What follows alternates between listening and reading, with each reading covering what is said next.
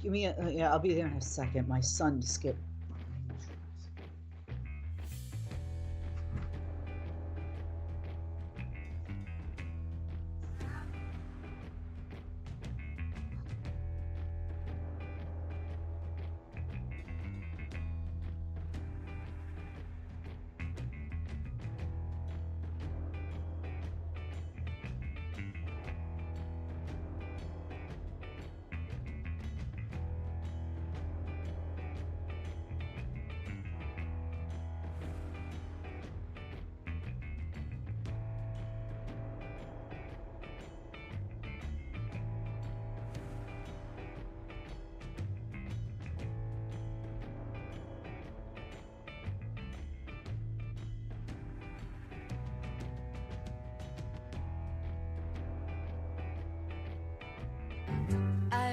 The news today, oh boy. It's time for Nicole Sandler's What's News from NicoleSandler.com and the Progressive Voices Network. President and Vice President-elect Joe Biden and Kamala Harris sat for their first joint interview Thursday with CNN. To help stop the spread of the virus, Biden said, I'm going to ask the public for 100 days to mask. Not forever, 100 days. And I think we'll see a significant reduction, if that occurs, with vaccinations and masking to drive down the numbers considerably. Biden and Harris are preparing to take office as coronavirus cases, hospitalizations, and deaths surge to record levels, despite some positive news about potential vaccines. Biden announced Thursday that Vivek Murthy, Surgeon General under Obama, would return to that position, but with an expanded role on the coronavirus team. Biden also confirmed that Dr. Anthony Fauci would stay on in the same role that he's had for the past few administrations and also serve as chief medical officer and member of the COVID-19 response team. The Supreme Court on Thursday told California judges to reconsider a religious liberty challenge of Governor Gavin Newsom's rules banning most indoor worship services due to the coronavirus crisis. Last week, the court ruled 5-4 that New York City's limits on churches and synagogues in neighborhoods with bad outbreaks violated the First Amendment guarantee of religious freedom, a ruling interpreted by many as a sign that California's ban on indoor services would likely fall. In related news, a pastor at a California megachurch, which continued to hold services throughout the pandemic, has died from COVID-19 a week after being hospitalized. Bob Bryant, a pastor at the Water of Life Community Church in Fontana, California, tested positive, as did his wife and son, on November 22nd. He died on Monday.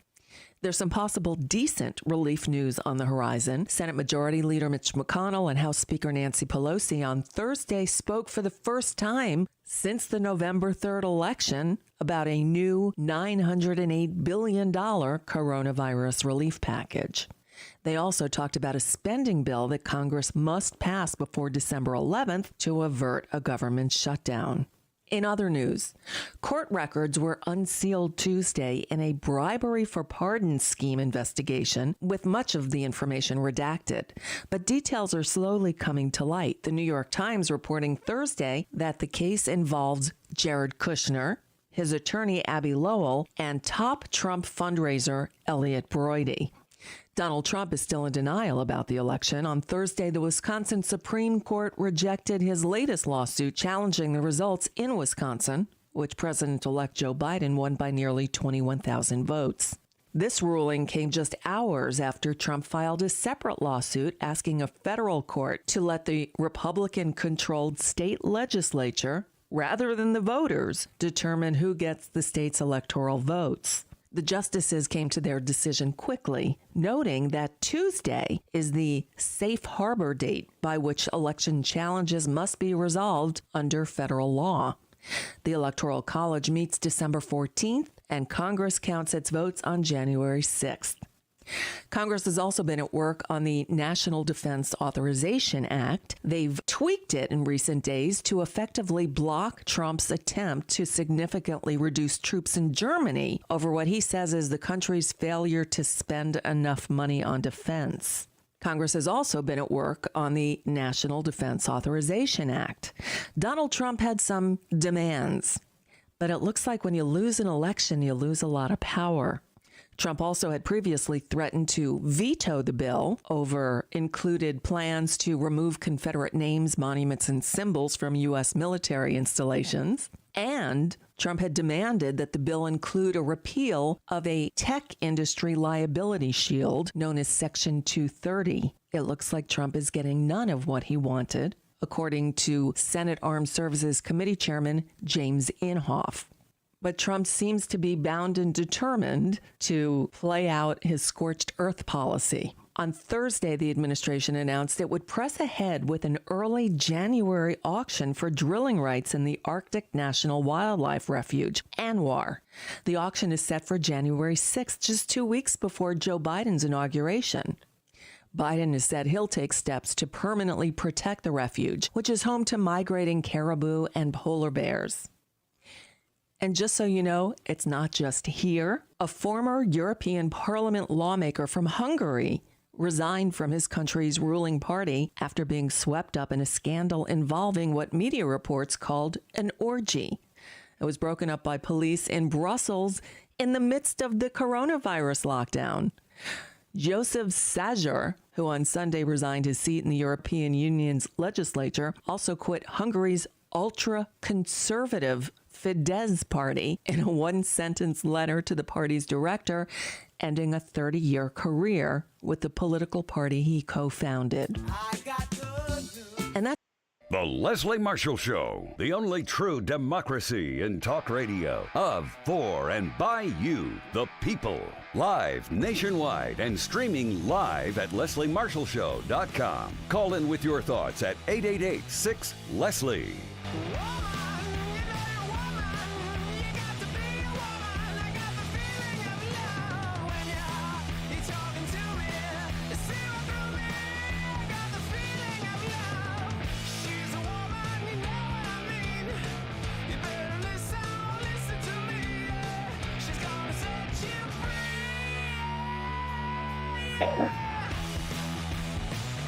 Here to set you free. Happy Friday. I'm Leslie Marshall. Welcome or welcome back. Only true democracy and talk. Thank you for listening on radio, on stream, on podcast, watching us on Facebook Live, YouTube Live, and Twitter's Periscope. Really glad to have back on the program today, President of the United Steelworkers, Tom Conway, the President of the USW, North America's largest industrial union. They have 1.2 million members and retirees, a strong group here in our nation, in Canada and the Caribbean. And they proudly represent men and women who work in nearly every industry there is. When you say essential workers, you're looking at USW. Tom is the union's most experienced contract negotiator in steel, aluminum, oil, and other major industries where USW members work, and he often directs bargaining during crises. And as you know, we're in a crisis, and we know that we need relief. The relief is running out, and it seems that time is running out.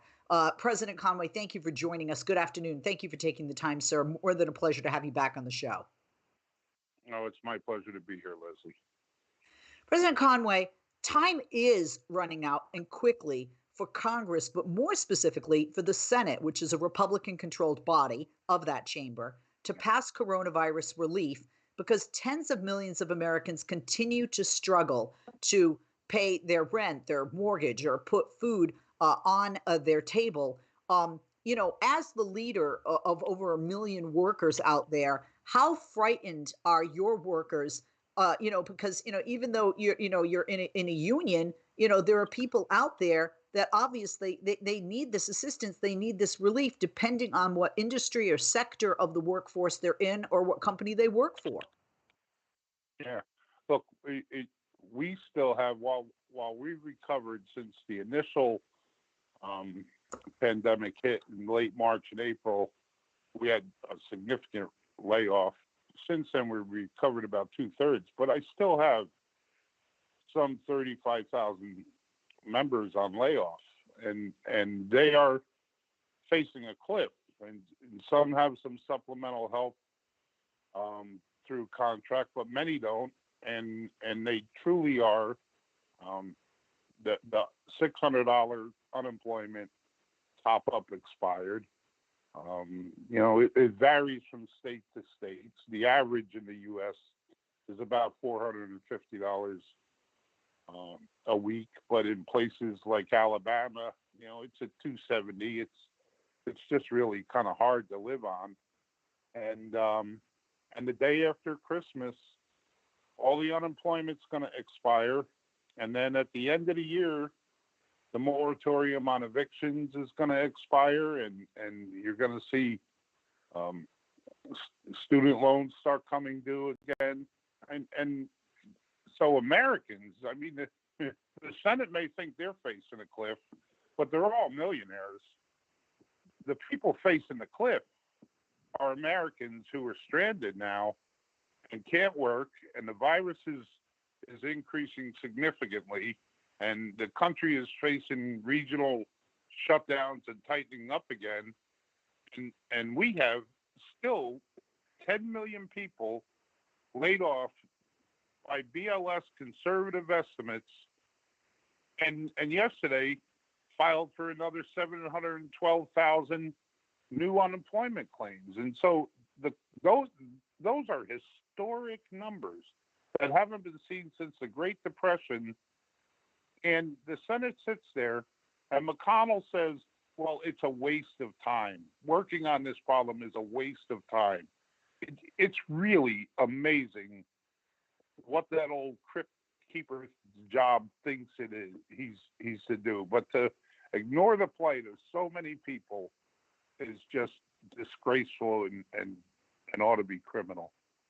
I'm with you, President Conway. I was so angry at the emotion that Senate Majority Leader Mitch McConnell showed at the retiring of Lamar Alexander. Tears getting verklempt and crying. And where are the tears for the people? Because unless Congress swiftly passes a stimulus bill, to your point, nearly 7 million Americans are at risk of being evicted and without homes. As the CDC's temporary moratorium on evictions, like you mentioned, is set to expire the end of the year, December 31st.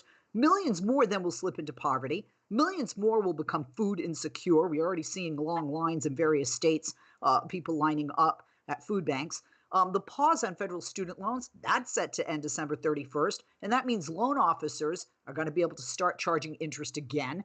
And the day after Christmas, December 26th, 12 million more unemployed people, again, to your point, will lose their federal and state unemployment benefits as the remaining $300 weekly bonus as the CARES Act dries up. So to your point, I don't understand how some of these people like Mitch McConnell, Lindsey Graham, got reelected. We know prior to COVID, over 400 pieces of legislation went from the House to the Senate. They sat there under Republican leadership, and specifically Mitch McConnell's Republican leadership.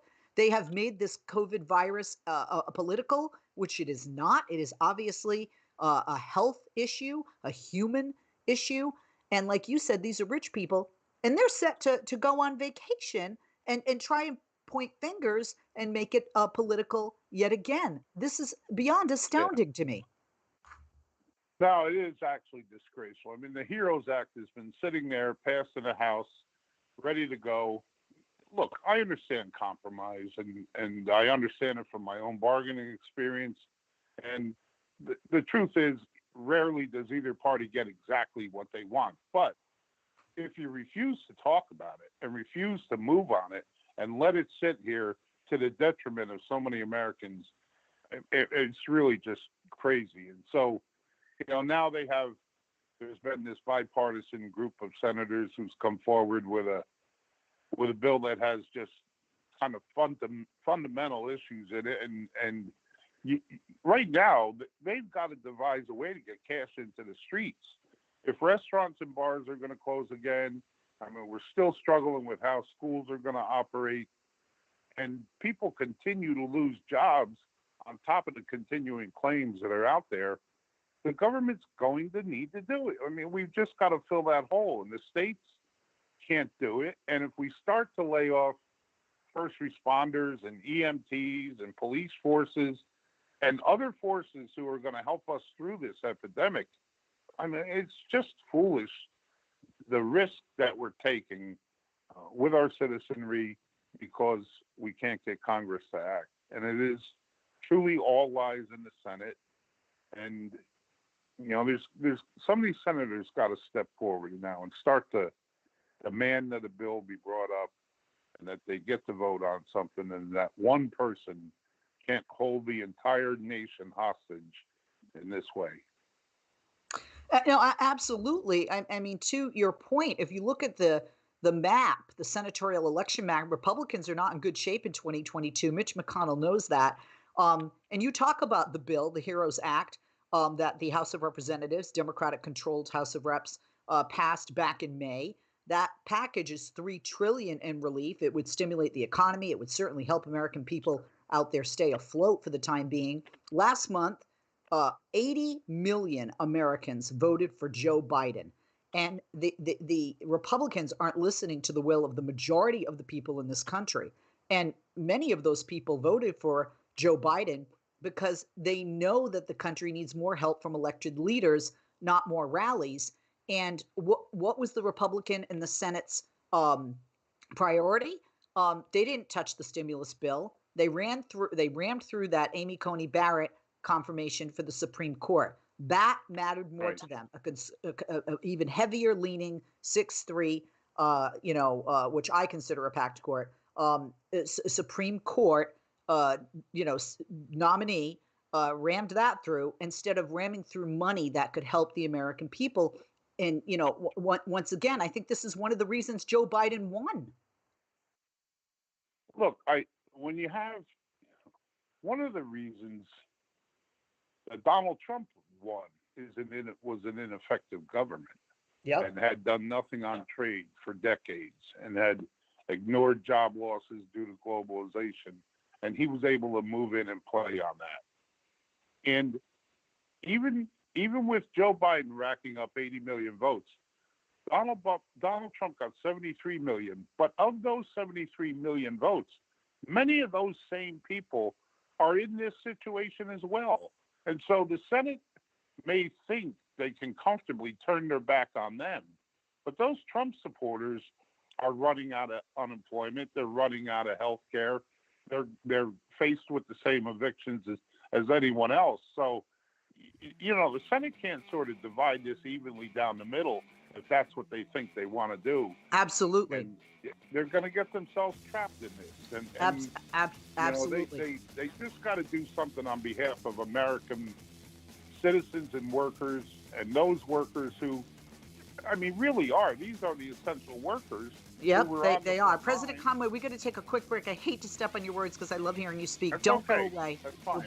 We'll be right back after this quick break. If you're worried your friend may be struggling, remember, you don't have to be there to be there.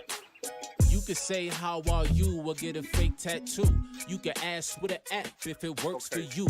You could write them a text or knit them a sweater. If you can't be together, you could write them a letter. Whatever gets you talking. Whatever gets you talking.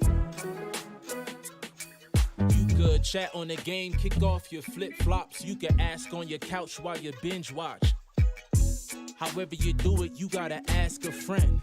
And if they don't share, you can ask again. Whatever gets you talking. Whatever gets you talking. Reach out to a friend about their mental health. Learn how you can help at seizetheawkward.org. Brought to you by the Ad Council, American Foundation for Suicide Prevention, and the JED Foundation. I was in the middle of the Atlantic Ocean when it happened. There was a sudden jolt and our submarine crashed on the seafloor. We were in total darkness. That's Dr. Dejana Figueroa, a marine biologist and STEM teacher, talking about a deep sea dive she'll never forget. It's funny, when I was a kid, I was afraid of the ocean, and there I was 2 miles below the surface. But as a scientist, you prepare for that. Using our training and a little creativity, we fixed the sub and finished our experiments. The dive was just too important. Every dive gives us glimpses at things few people ever get to see. Glowing creatures, fiery undersea volcanoes. When we got back to the surface, I kissed the ground and called my mom, of course. But you know what? I wouldn't trade that dive for anything. Dr. Figueroa uses her passion for STEM to discover new things and make the world a better place. She can STEM, so can you. Check out She Can STEM for more stories and inspiration. A message from the Ad Council. I'm Rick Smith, and this is Labor History in 2. On this day in labor history, the year was 1946. That was the day federal judge T. Allen Goldsboro fined John L. Lewis $10,000 and the United Mine Workers $3.5 million. In what was characterized as a roaring courtroom scene, Lewis rose to challenge the judge to fine him whatever he wanted. The judge had just found Lewis and the UMW in contempt of court for ignoring his November 18th order to head off a soft coal strike, then in its 14th day. Judge Goldsboro had replaced his order with a temporary injunction after the government demanded a judgment that the strike was illegal and must end.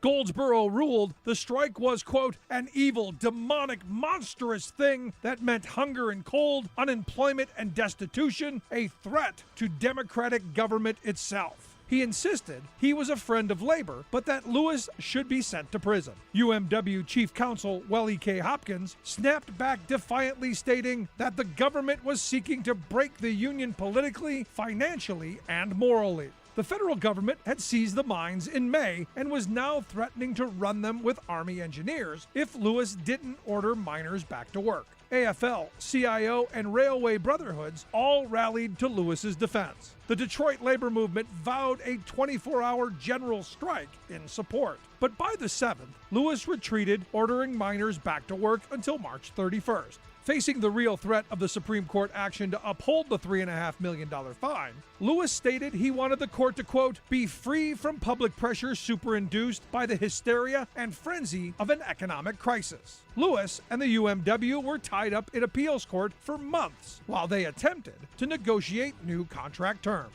Like what you hear? Check out more at laborhistoryin2.com.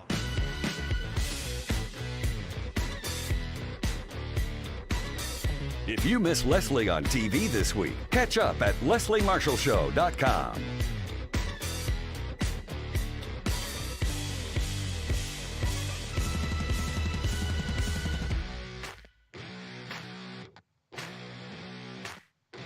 We are back.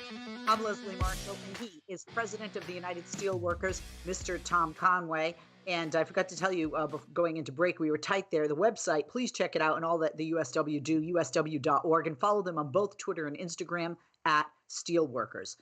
President Conway, thank you for holding. Welcome back. Apologies for interrupting. If you want to finish up there before I get to my next question, please do.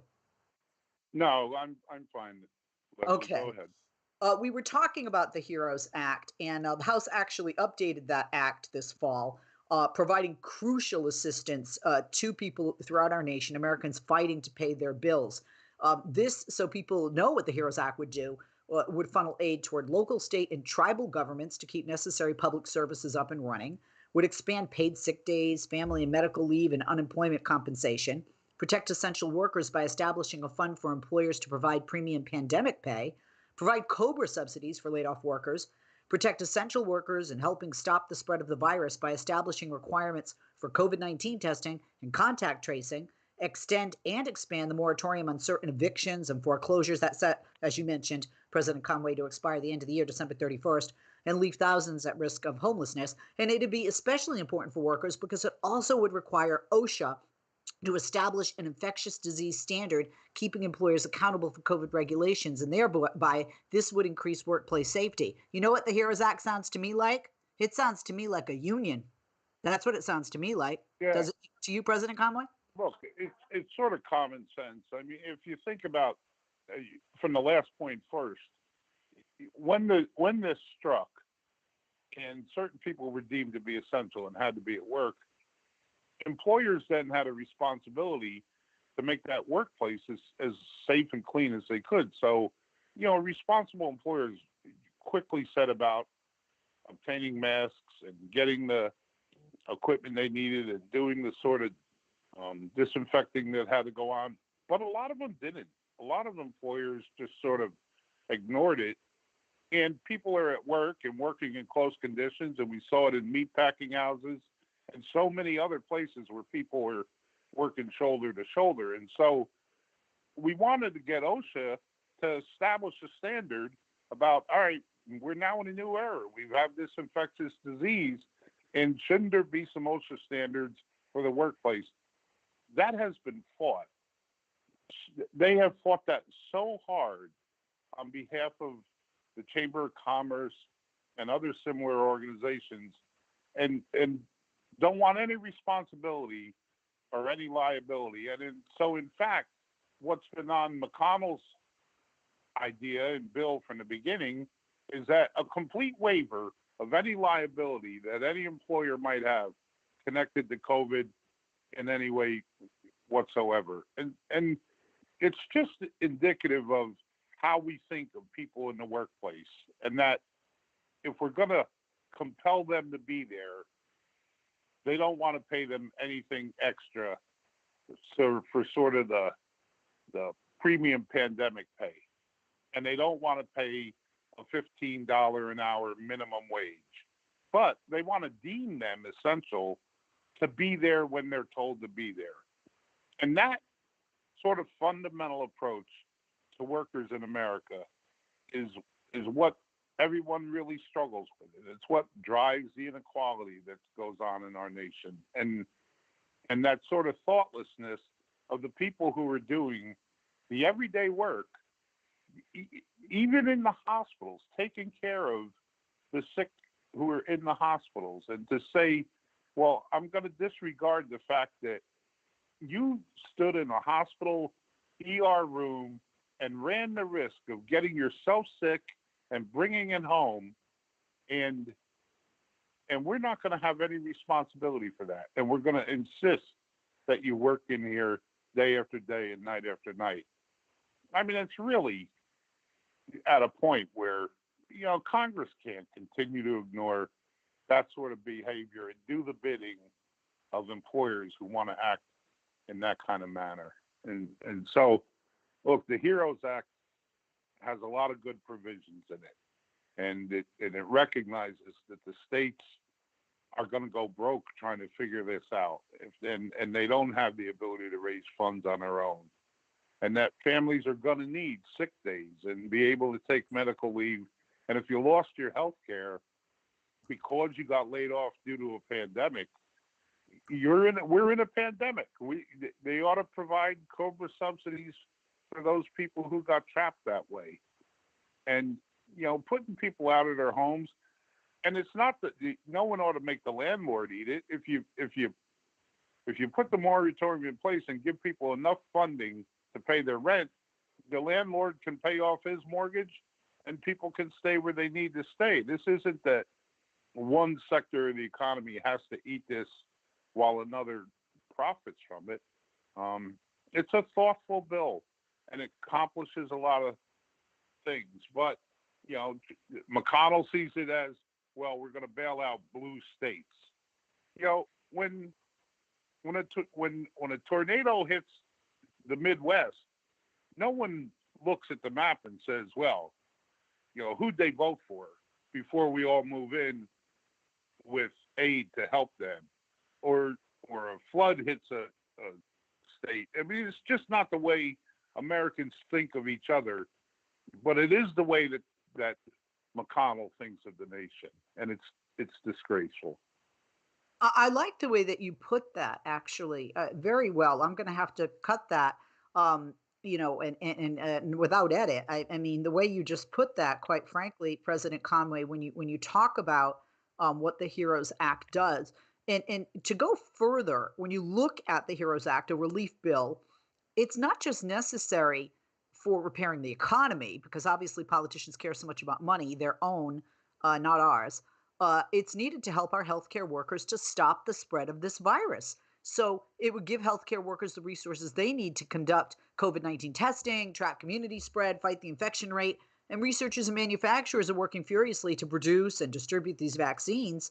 But, when you just look at it, even though they've been just speaking to that, can you speak to that? Because you have so many essential workers that you're responsible for. And I think people forget. We're going to take a break and have you answer on the other side, President Conway.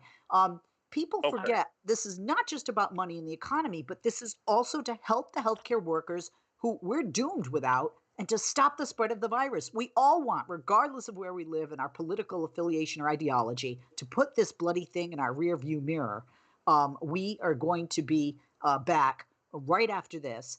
We're going to take a quick break, and we'll be back with President Tom Conway, who's president of the United Steelworkers. During the break, go to their website, see what they're all about. Incredible organization. He's an incredible man, and these are incredible human beings as essential workers. They, along with other Americans, need this money, need this relief, need this stimulus package, because they are the true heroes, as the act is entitled. His website, usw.org, and on Twitter and Instagram, follow them at Steelworkers.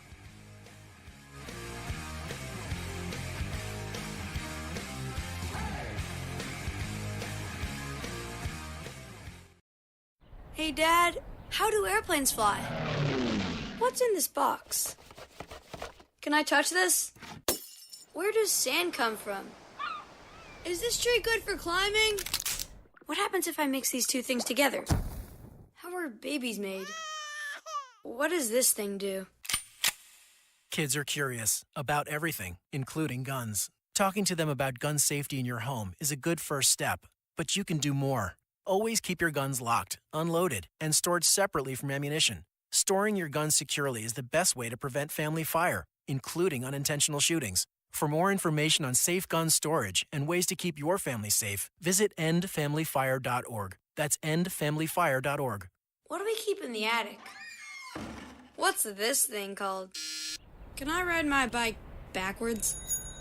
Like I said, kids are curious. It's up to us to keep them safe. Brought to you by End Family Fire, Brady, and the Ad Council. Wake up and text.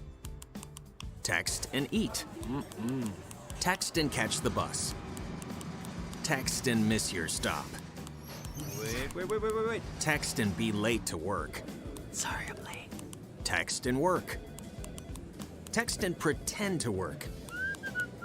Text and act surprised when someone calls you out for not working. Who, me? Text and meet up with a friend you haven't seen in forever. Hi. Oh, hey. Text and complain that they're on their phone the whole time. Text and listen to them complain that you're on your phone the whole time. Text and whatever. But when you get behind the wheel, give your phone to a passenger. Put it in the glove box. Just don't text and drive. Visit StopTextsStopWrecks.org. A public service announcement brought to you by the National Highway Traffic Safety Administration and the Ad Council. Top regulatory officials in Trump's government keep chanting the same one-word mantra: deregulate, deregulate, deregulate. Day after day, these agency bosses have been liberating greedy business interests to do their damnedest to us consumers, workers, the environment, and even to our chicken dinner. Yes, chicken. Instead of Kentucky Fried or tacos con pollo, they're serving up chicken a la avian leukosis. That's chicken infected with a virus that produces cancerous tumors and lesions on the birds. In July, the U.S. Agriculture Department's Food Safety and Inspection Service rubber-stamped a demand by Tyson Foods and other multi-billion-dollar meat conglomerates to deregulate chicken processing rules so they can sell chickens diseased with avian leukosis for human consumption.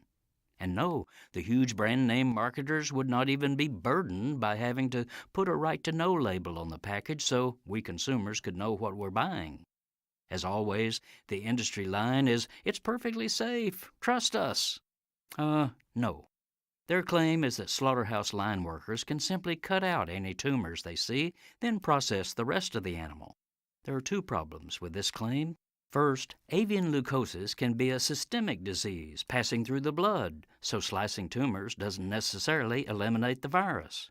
Second, line workers don't have time to see tumors, much less remove them, since Trump's corporate-hugging regulators have also allowed poultry factories to speed up their processing lines to 175 birds per minute. This means each worker handles up to 3 chickens a second. As Lyndon Johnson used to say about such political hokum, they can't make chicken salad out of chicken shit. To learn more, go to Food and Water Watch, foodandwaterwatch.org.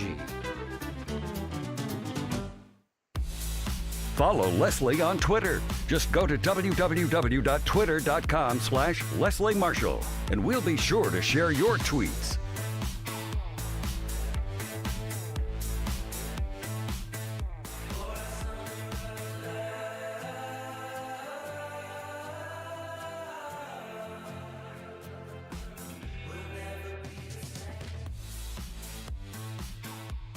We are back. I'm Leslie Marshall. Our guest is President Tom Conway, president of the United Steelworkers, North America's largest industrial union, over 1.2 million members strong here in Canada and the Caribbean. Their website, usw.org. On Twitter and Instagram, follow them there at Steelworkers. President Conway, thank you for holding. Welcome back. Before the break, we were talking about the relief bill, one of the HEROES Act. And I was asking you to answer on the other side of the break, which we're at now, that this is not only necessary to repair the economy, but also to help our healthcare workers and stop the spread of the virus. So these acts aren't just about money. They're about health and putting COVID in our rearview mirror, right? Look, we're not going to get out of this economic crisis as deep as we've been in memory without fixing the virus. I mean, and if we can't manage the virus and get it under control, then we're stuck with this economic malaise that we're going to go in. And it's much deeper than a malaise. We're going to head into a depression. So getting a healthy healthcare sector for us is crucial. And keeping that workforce healthy and willing to keep doing what they're doing is our only way out of this. And so when you begrudge healthcare workers what they need to stay safe when they're in there every day trying to keep the rest of the country alive is just so counterproductive and so kind of asinine. And so until those folks can, and look, the idea of vaccinating healthcare workers first, it just makes great common sense. We need to get our healthcare people healthy to take care of the rest of us. And when the vaccine is finally ready for distribution and everybody is going to sort of figure out where to line up to get a shot in the arm or 2 shots in the arm, or where a very complicated vaccine is going to be kept in the sort of temperatures and treatment it needs, we're not going to have that done by the local police or with a fire department. It's going to get done by healthcare workers. And so we're going to be relying on our healthcare workers for a long time to come on a very crucial daily basis, day in and day out. And our union, our name is the United Steelworkers, but I have 50,000 people inside our union who are healthcare workers in nursing homes and in hospitals, and from nursing staff all the way down to people doing janitorial work within hospitals. And we have a thriving healthcare sector. And it's an important issue inside of our union that we have so many members who are exposed on a daily basis, but still show up and still do their job and still worry about, are they carrying something home?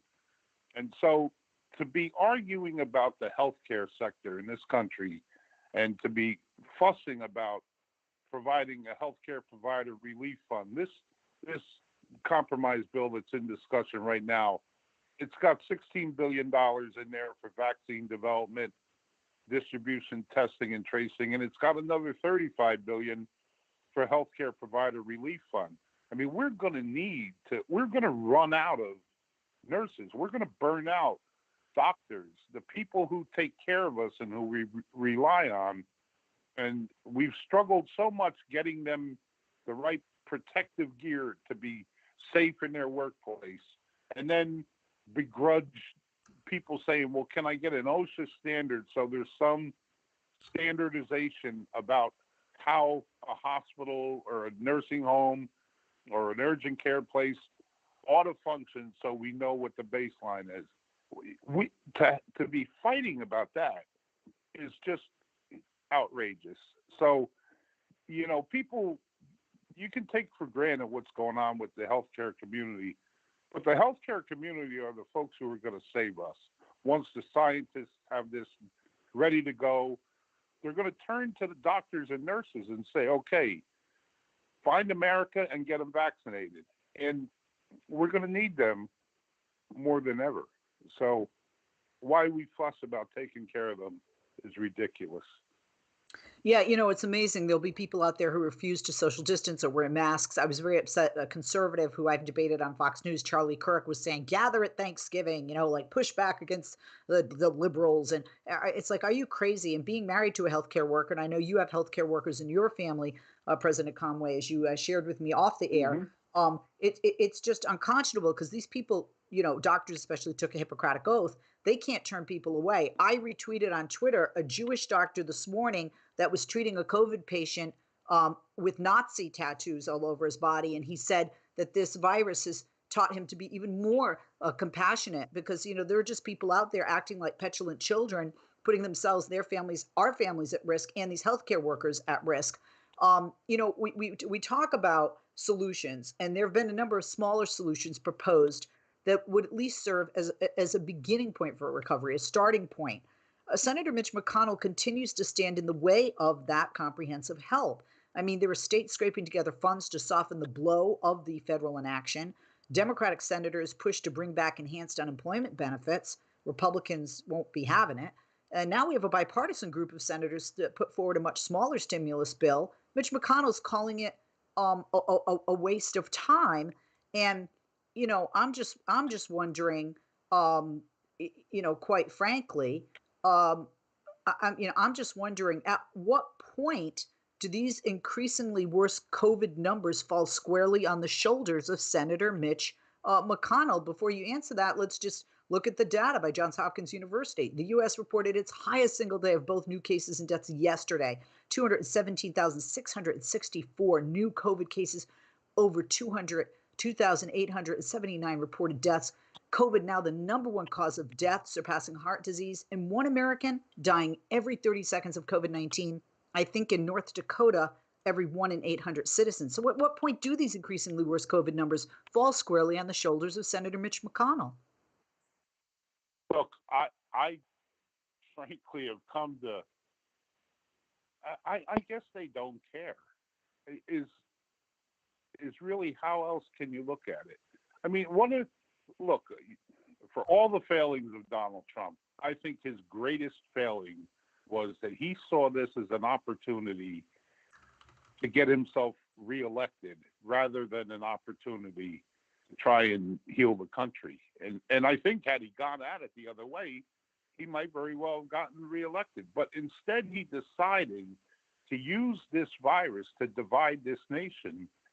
And so the other ones are still clinging to that with it. McConnell and those groups who want to just sort of play games with this and ignore it, and a Republican Party that hasn't spoken out about what's going on. You mentioned yesterday's figures, and I looked up something last night. It's a weird thing, but it struck me.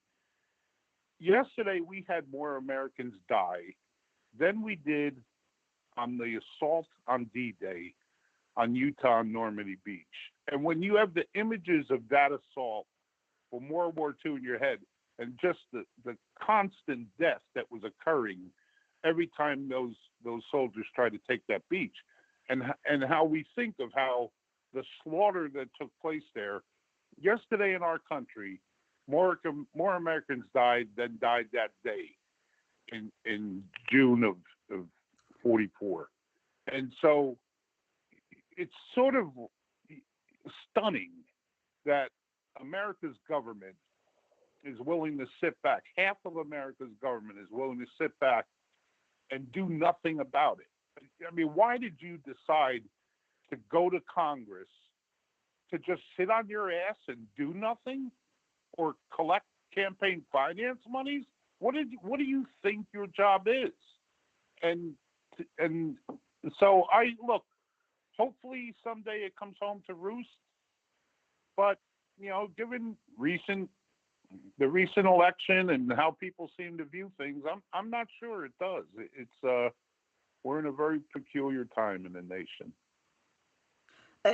Very, very well said. I mean, President Conway, the points that you make, I mean, there's a reason Arizona and Georgia flipped blue, and it's not just because people like that color as opposed to red. And we'll see what happens in the runoff election. And when you just look at the sheer number, the volume of people that came out to vote, historic numbers of people came out to vote to change the direction we were going with, the inept and failed leadership of Donald Trump and this administration. That's not personal, and that's not even political.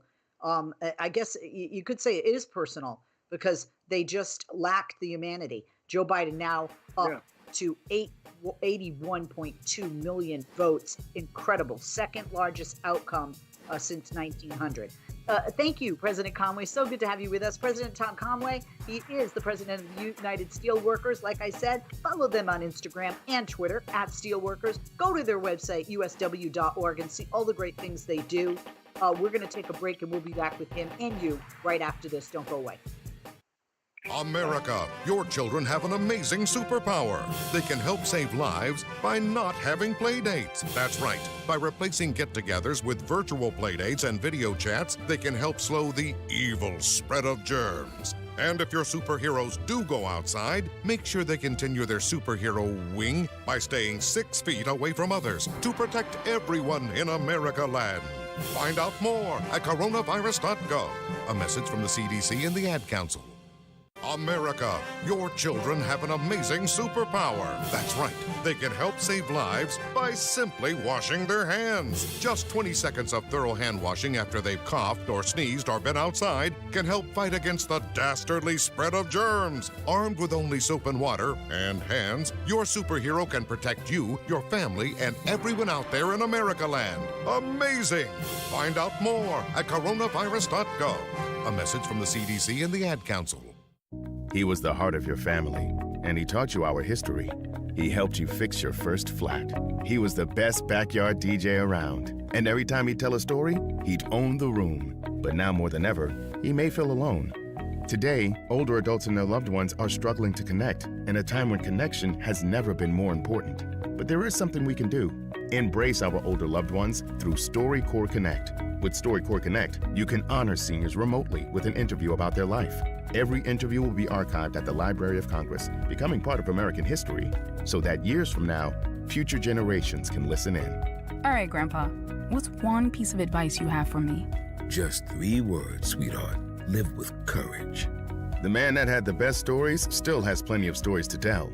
So connect virtually and share the conversation of a lifetime at storycorpsconnect.org/AARP. Connect, honor, share. StoryCorps Connect. A message from AARP, StoryCorps, and the Ad Council. Welcome to Code WAC, your podcast on America's broken healthcare system and how Medicare for All could help. I'm your host, Brenda Gazar. What are the prospects for Medicare for All for the country and for state-based efforts under a Biden presidency? Who better to ask than Michael Leidy, who's organized, advocated, and developed policy for single-payer Medicare for All nationally and in California for nearly 3 decades. Welcome to Code WAC, Michael. What does Joe Biden's presidential election mean for the national Medicare for All movement? I guess I would be a little bit on the optimist side. I mean, he did kind of make a point, particularly in the last month of the election, saying he didn't support Medicare for All. So we can't be naive about where his stance lies. But on the other hand, if you look at the pandemic, they want to do something immediately to give people health care. The Healthcare Emergency Guarantee Act embodies key principles of Medicare for All, covering everybody, no out-of-pocket expenses, filling the gaps, where people are uninsured, like in Medicaid expansion. So I think in the context of that discussion, the Guarantee Act looks very attractive. Secondly, this is an administration that will feel compelled to allow states to set up single-payer systems through the provision of 1332 of the Affordable Care Act, which grants the federal government the ability to provide waivers for states to do universal health care. So robust applications like from California and New York for those waivers would very likely succeed. Get the full Code WAC story on progressivevoices.com and on the PV app. Catch all our episodes by subscribing to Code WAC wherever you find your podcasts.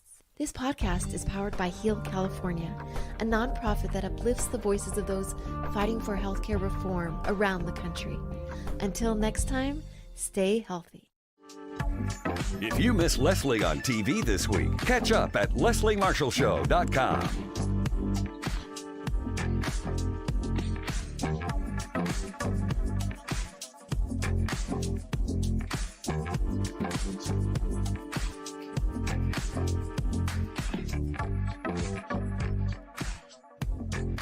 We are back. I'm Leslie Marshall, and he is Tom Conway, president of the United Steelworkers. Like I mentioned, North America's largest industrial union, 1.2 million members and retirees strong here in the United States and Canada and the Caribbean. And also, I mentioned, go to their website to check out more about them, usw.org, on Twitter and Instagram. Follow them there at Steelworkers. Thank you for holding President Conway, and welcome back. I don't understand when you look, if you're going to make this political, as Republicans clearly have, they're holding a gun to their head, if you will, politically, because the virus does not discriminate based on party. There are Democrats and Republicans who are getting this, Democrats and Republicans who are dying from this, Democrats and Republicans are healthcare workers. And when you just look at the exit polling data, so many Americans voted based on the inept administration and President Trump in handling COVID-19. In other words, if COVID-19 hadn't come along, Donald Trump might have been reelected. It was not just the virus, but the late response, the means of response, or lack of total response and care about the American people that led to the victory of Joe Biden for many Americans. So why do you think Mitch McConnell continues to lead by dragging his feet, and his other Republican senators follow in lockstep, if you will, and don't push back?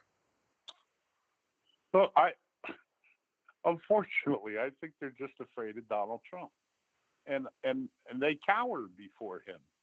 And look, clearly he's got a bunch of followers, and he's got 70 million people who voted for him, and that's a bunch of people. So I think the base of the Republican Party has shifted so much. I think they have managed through state legislations to gerrymander themselves into districts where they can't have a real discussion and a real debate. They've just got to toe the line. And I think that the Republican Party got everything they could possibly have ever dreamed for out of Donald Trump. And I think they feel like they got the brass ring when he got elected. And so, the expectation, the polls had Hillary Clinton winning. Suddenly they get Donald Trump, and they get the biggest historic tax break in nearly the history of the nation. Rather than invest in infrastructure, he gives it to the ultra rich and to corporations, and says to the rest of the country, well, you're going to get a tax break too, which was nonsense. I mean, all he did was lower their weekly tax, and they owed the same at the end of the year. And then he deregulated anything that had to do with workplaces, with food and drug safety, with environmental standards, and just went about this deregulation holiday that they have just loved. And so everything along the way they've gotten, and I think they have learned that we'll just put up with his craziness. And he's the greatest salesman America has ever seen. Frankly, anybody who says Donald Trump doesn't have skills is kidding themselves. He has bamboozled half of a country into believing him. So I think they're fearful of him, and they cower before him, and they do what they're told. And it's unfortunate. They ought to grow some spine. But I don't know if that's on the horizon.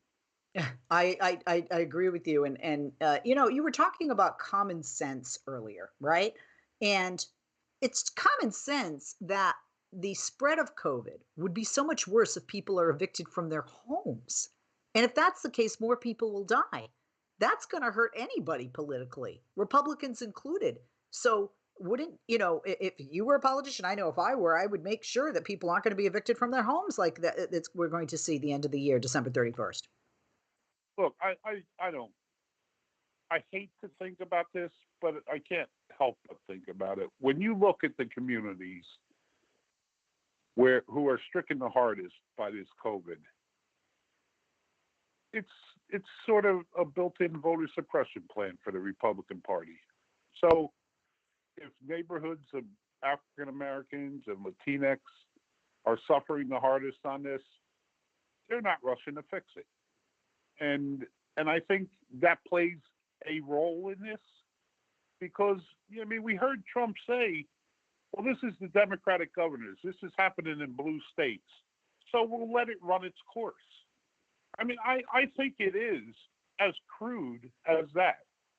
In the quiet of their rooms at night when they're all sitting around talking about how this is going, they don't think they have the same sort of urgency to try and solve this problem. And I think that's completely ridiculous. It's foolishness because this is spreading everywhere. And while it's those communities are suffering hardest, every community is suffering. And so, yeah, poor people are gonna get hit worse with this, and people without means. And we're hoping that we'll have a fair distribution of the vaccine when it's ready to go. But look, the truth is money's going to find its way to the head of the line in some of these cases, and we're going to have to be very careful about it. When they passed their Pay Protection Act, when you dig into who got the money, it wasn't small businesses. It wasn't the small restaurant, Correct. dry cleaner. It went to their friends. It went to their campaign contributors. It went to giant companies who didn't need that money to stay alive and weren't providing essential services. And so, look, there's a lot of sort of fundamental dishonesty buried inside that party, and it's got to get rooted out. Oh, no question about it. By the way, everyone listening, if you want to call Senator Mitch McConnell, Senate Majority Leader's office, and urge him to pass the HEROES Act or even the smaller bipartisan relief package, his Senate phone number is 202-224-2541. That's 202-224-2541. We will post that online as well so that you can share it. President Conway, another question is, they're ending the student loan interest moratorium. And this is going to hurt, students. And people have to remember, people take out loans for trade schools. People take out loans not just for four-year college degrees, bachelor's degrees, but associate degrees and other types of training, for the work. So in addition to how can I, without a paycheck, pay for my rent, pay for food, I got this loan that I was given a reprieve for that's going to end with interest. And the young Americans, their success or failure will determine our nation's success or failure in the future, right?